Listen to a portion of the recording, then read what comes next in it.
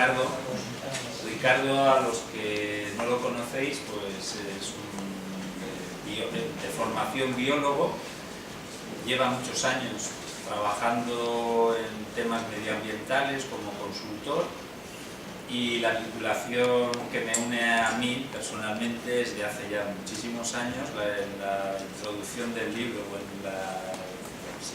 el inicio del libro, ya hace mención a nuestra relación profesional y personal.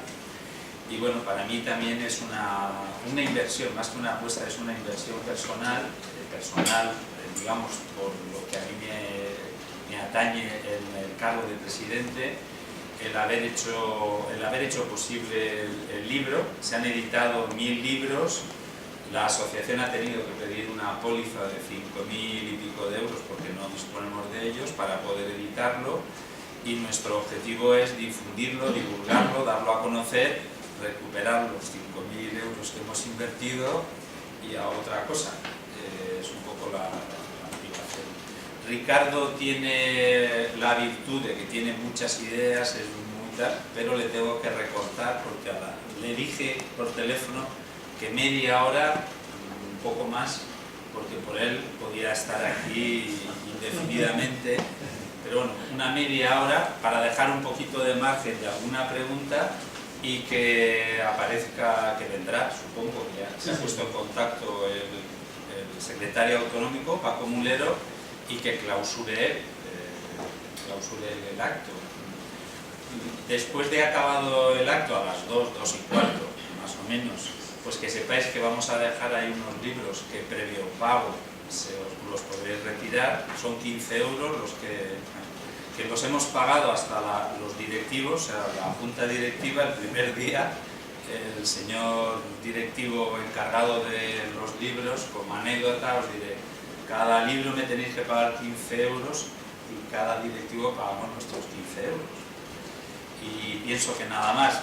Reitero el agradecimiento de vuestra asistencia y os dejo con la amenidad de Ricardo. Como gesto también de gratitud, debo decir que vamos a empezar a hacer unas acciones formativas que a través de ABA, este año es la primera vez que el sector, el colectivo forestal, vamos a hacer, son 4 acciones formativas que vamos a hacer de aquí a noviembre, 4 jornadas formativas. Serán los sábados de 6 horas hasta 30 personas. Vamos a difundirlo a través del boletín que editamos, que también veo que lo tenéis por ahí. Pues ahí daremos toda la explicación, todo el detalle de lo que van a ser las acciones formativas, y lo que nos hace falta es personas, propietarios o no propietarios, que cada vez incorporen más cultura agroforestal y que cada vez más se entienda esto de lo forestal y del pago por servicios ambientales. Digamos, no es una cuestión meramente económica, sino que incluso en lo económico es mucho más rentable y beneficioso que sea una previsión de los daños que puede causar la dejación que hay con lo agroforestal. Y nada más, le doy paso a Ricardo. Y sí, funciona, ¿no? Funciona. Sí, Es que como no lleva luz... Ya. Ahora está bien. Bueno, señoras, señores, ya casi buenas tardes, ¿no? Podríamos decir, ¿no?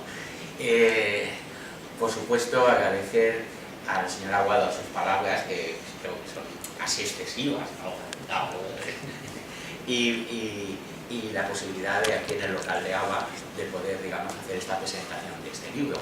Y luego, por supuesto, al señor Galiano, que nos conocemos de hace muchos años, pues en su posición actual de presidente de AZUCA, Comunidad Valenciana, pues la verdad es que tengo que agradecerle que se hayan tomado tan a pecho la posibilidad de editar este libro en castellano, porque este libro fue un libro que salió con uno de los premios de estos literarios de Ciutat d'Alzira, se publicó en valenciano en 2015, pero como ustedes saben perfectamente, la mayor parte de las comarcas del interior de la Comunidad Valenciana son castellanoparlantes, no todas, pero sí la mayoría, y era bueno que el libro estuviera en castellano y sobre todo que es una completa originalidad que el libro lo editara la Asociación de Propietarios Agroforestales. Esto es una novedad verdaderamente realmente llamativa, ¿no?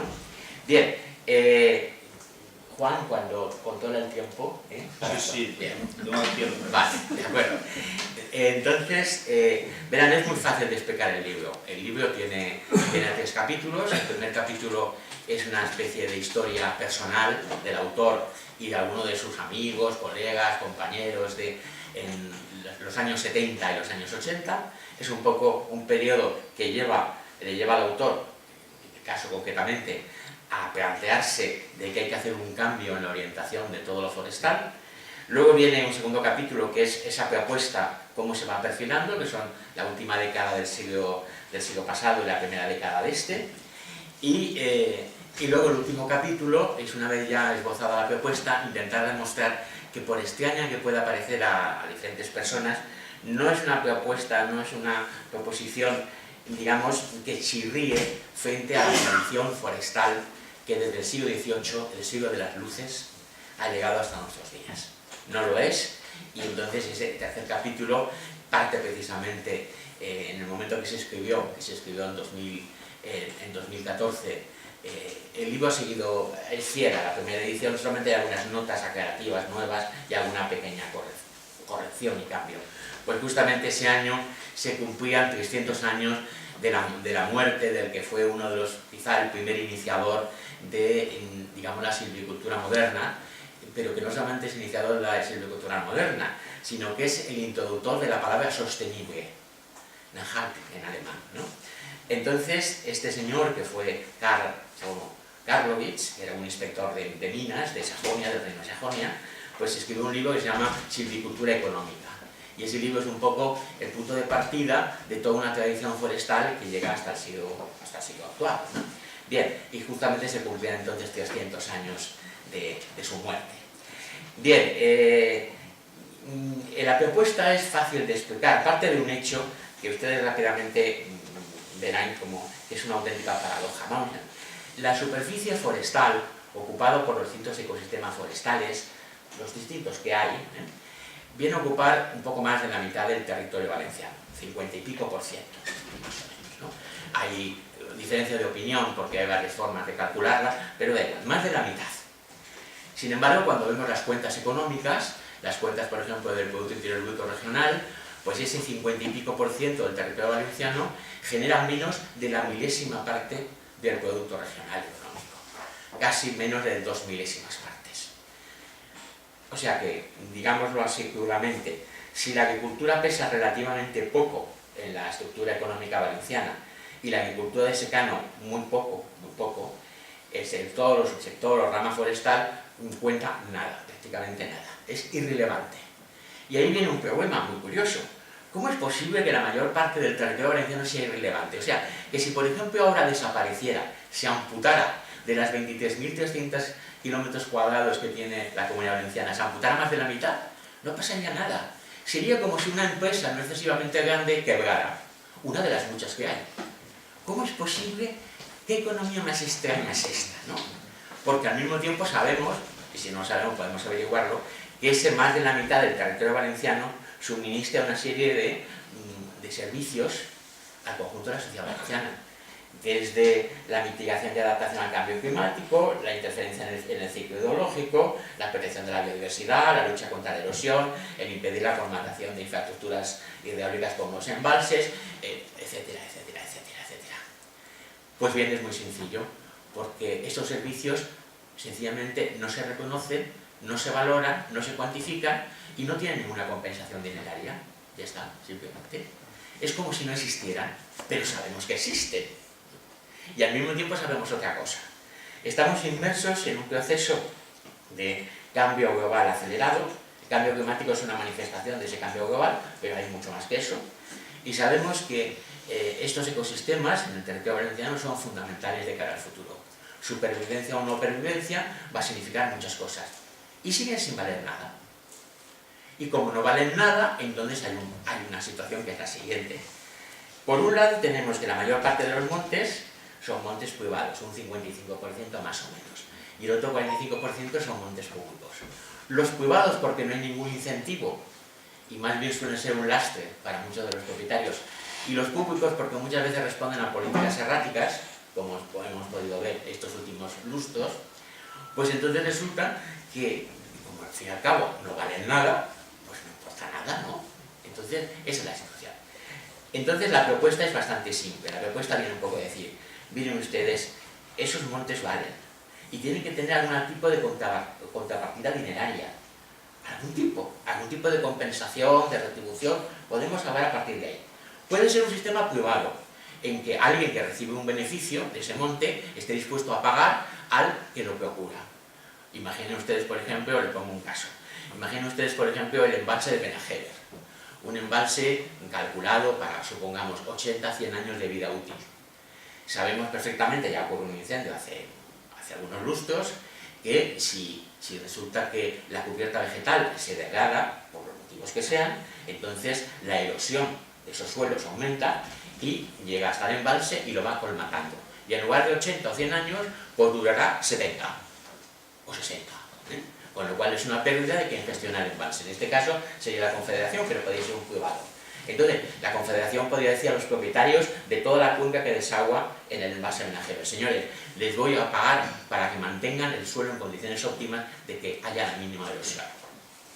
Y pagar cada año una cantidad que ellos acuerden. Bueno, pues esto es una buena idea, pero desgraciadamente por parte de los, digamos, demandantes de servicios son muy pocos, si es que hay algunos, y nos llevaría demasiado tiempo hacer una serie de transacciones una por una para llegar un poco a acuerdos de este tipo. Pero es positivo que se hagan. Entonces, lo que el libro propone es que, sin negar la posibilidad de acuerdos entre privados, lo que propone un sistema de intervención pública, que es muy fácil de explicar. Puesto que la mayor parte o la inmensa mayoría de los beneficios ambientales recaen sobre la población y sobre la economía valenciana, aunque de forma muy desigual, lo que propone es que sea la población de la economía valenciana quien los pague.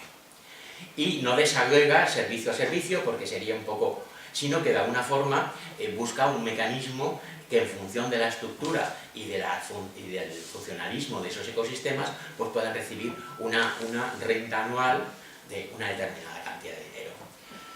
Y luego ya va a ser más concreto, propone que esa renta debía de ser de unos 100 euros por hectárea de año como media, si bien es verdad que habrá sitios que no merezcan más de 10 o 20 euros, y habrá otros que pueden recibir perfectamente 500 hasta 1000 euros, según evidentemente la calidad y el mantenimiento y la gestión que se haga, ¿no? Y lo que propone que el dinero para eso no salga de lo que habitualmente los políticos hablan, que es de los presupuestos anuales, que se pida a Bruselas, que no sé qué, que venga de alguna forma alguien y que suelte la... No, lo que propone es que los beneficiados de esos servicios, que son, ya digo, la gran mayoría de la población y de la economía valenciana, los paguen.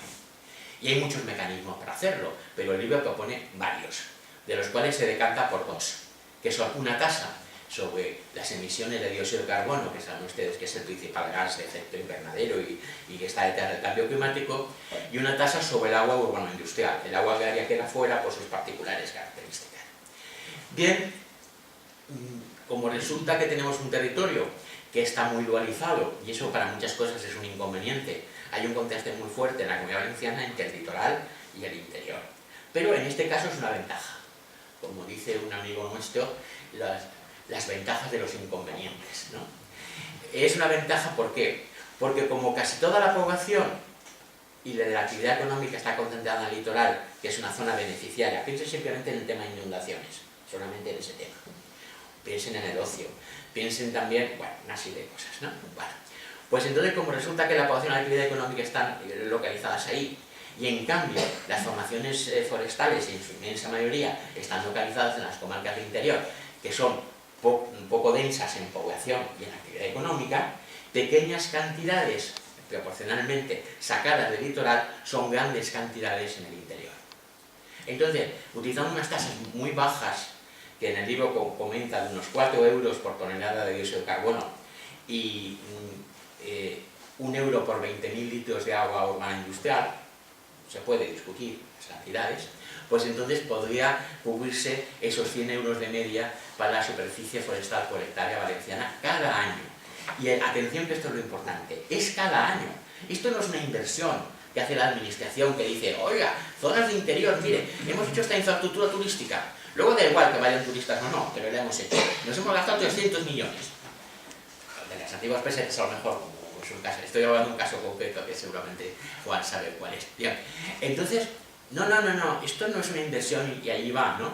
Esto no es, como me decía uno, es que aquí es muy fácil, viene en campaña electoral el político de turno y dice, oiga, que en la serranía hemos invertido per cápita, por habitante, 10 veces más que en el litoral. Dice, claro, nos alargaron 10 kilómetros de carretera y se consume el presupuesto, claro, como somos 4, pues repartido entre 4 sale mucho. No, esto es una renta, y es una renta anual, que naturalmente en función de la calidad y de la conservación de esa superficie forestal se irá renovando cada X tiempo, cada 3 años, cada 5, eso también es para discutir, ¿no?